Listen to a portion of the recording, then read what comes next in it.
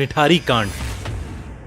दिल्ली के पास ही बसे नोएडा में एक जगह है निठारी, एक ऐसा एरिया जहां से एक तरफ सेक्टर 31 नोएडा के अमीर लोगों के बंगलोज दिखते हैं और दूसरी तरफ निठारी के अंदर गरीब लोगों की बस्ती। एक ऐसी बस्ती जहां के ज्यादातर लोग दिहाड़ी मजदूर, रिक्शे वाले और हाउस हेल्प्स का काम करते हैं और देश के पिछड़े इलाकों से बिलोंग करते हैं। 7 मई 2006 की शाम को निठारी की बस्ती में रहने वाले नंदलाल के घर में अफरा तफरी मची हुई थी, क्योंकि उनकी 22 साल की बेटी पायल सुबह से घर नहीं आई थी।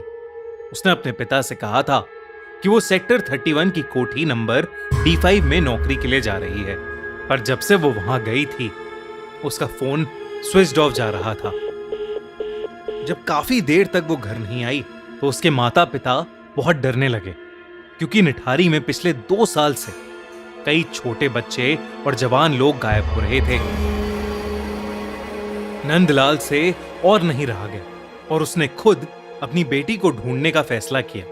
सबसे पहले उसने उस रिक्शे वाले को ढूंढा जिसने पायल को D5 तक छोड़ा था। वो रिक्शे वाला D5 का नाम सुनते ही भड़क गया और उसने बताया कि उसने पायल को वहां छोड़ा तो था, पर वो बिना पैसे दिए ही घर के अंदर चली गई। उसे लगा कि वो वापस आकर उसे पैसे देगी, मगर वो वापस आई ही नहीं। जब उसने घंटी बजाई तो उस घर का 36 साल का नौकर सुरिंदर कोली बाहर निकला और उसने कहा कि पायल वहां से चली गई है। जब रिक्शे वाले ने उसकी बात को झूठ कहा तो कोली ने एक ईंट उठाकर उसकी तरफ फेंकी और उसे वहां से भगा दिया। ये सुनकर नंदलाल का शक यकीन में बदल गया। नंदलाल को लग रहा था कि उसकी बेटी के गायब होने में कोठी नंबर D5 में रहने वाले लोगों का ही हाथ था।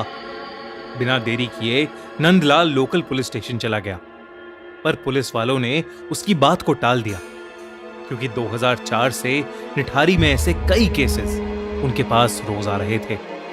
नंदलाल बहुत रिक्वेस्ट करने लगा, पर पुलिस ने उसको वहां से ये कहकर भगा दिया कि पायल किसी लड़के के साथ भाग गई होगी। अगले दिन नंदलाल खुद D5 गया। घर के अंदर से घर का मालिक 52 इयर्स यानी 52 साल का मनिंदर सिंह पंडेर बाहर आया, जिसने पायल को पहचानने से ही मना कर दिया।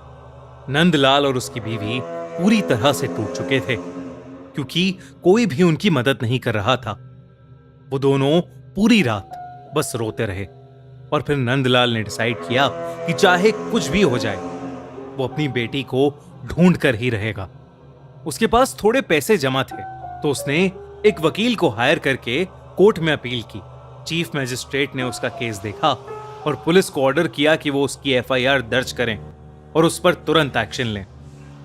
पुलिस ने जब लापता बच्चों के बारे में आसपास के लोगों से पूछताछ की तो उन्हें यह पता चला कि निठारी के नाले पर 2 पुल के बीच में 100 मीटर के एरिया में ही वो सारे बच्चे और लोग जो लापता हुए हैं आखिरी बार वहीं देखे गए हैं। इन्हीं 2 पुल के बीच में नाले के पास एक वाटर टैंक भी था, जो कुछ गांव वालों के हिसाब से भूतिया था और उनका मानना था कि वहां पर एक भूत है जो बच्चों को मार देता है, इसलिए उस वाटर टैंक के नाले के आसपास कोई नहीं जाता था।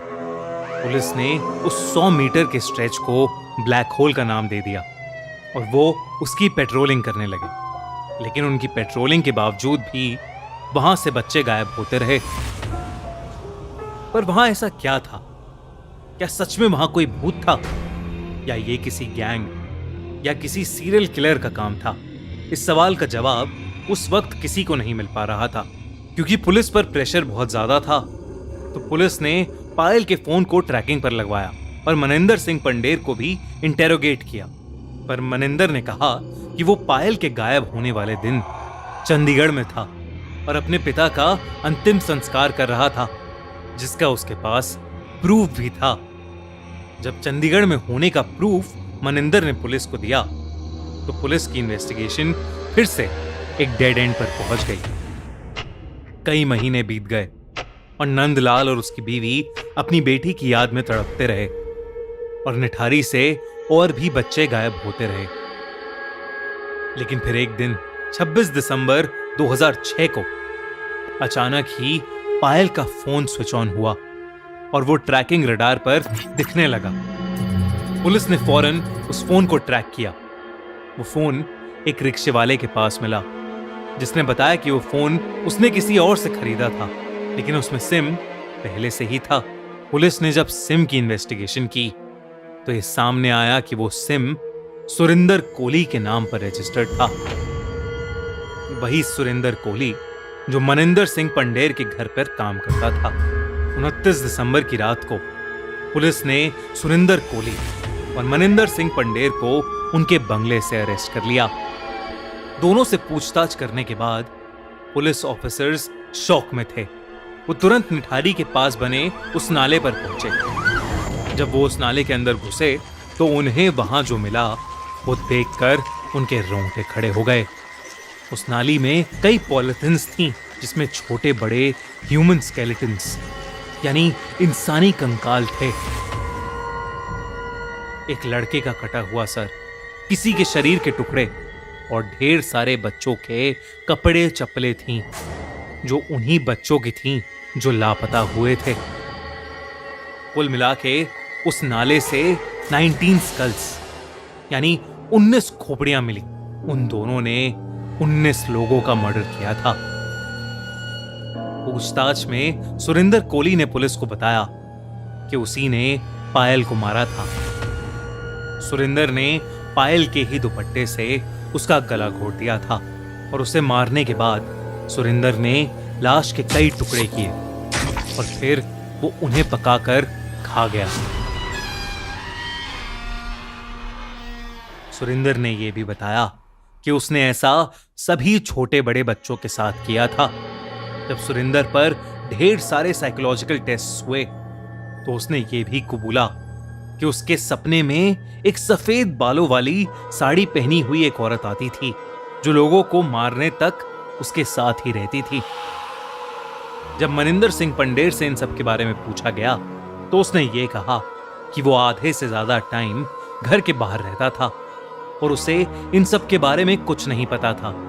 पर सुरिंदर का एक कहना था कि वो पंडेर के कहने पर ही बच्चों और लड़कियों को टॉफी और नौकरी का लालच देकर घर के अंदर लाता था, जिसके बाद पंडेर उनका फायदा उठाता था और सुरिंदर उनको मारकर उनकी डेड बॉडी को टुकड़ों में काटकर उन्हें पका के खाता था।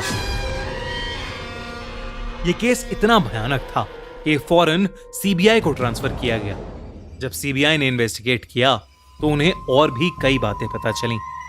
दोनों पर कई सारे केसेस चले और कई सालों तक चले, जिनके बाद उन दोनों को डेथ पेनल्टी यानी मौत की सजा सुनाई गई। पंडेर के परिवार वालों का अब भी यह कहना है कि वो इनोसेंट है, पर निठारी का कोई भी इंसान ये मानने को तैयार नहीं है कि एक इंसान के घर में इतना कुछ हो गया और उसे इस चीज का कोई अंदाजा भी नहीं था। आज तक निठारी में इस क्राइम का खौफ फैला हुआ है, मगर एक चीज अभी भी क्लियर नहीं हो पाई, इस क्राइम का मोटिव। खैर जो भी हो, इससे ज्यादा दरिंदगी भरा केस शायद ना कभी हुआ है और ना ही कभी होगा। आपको क्या लगता है? कमेंट्स में हमें बताइए।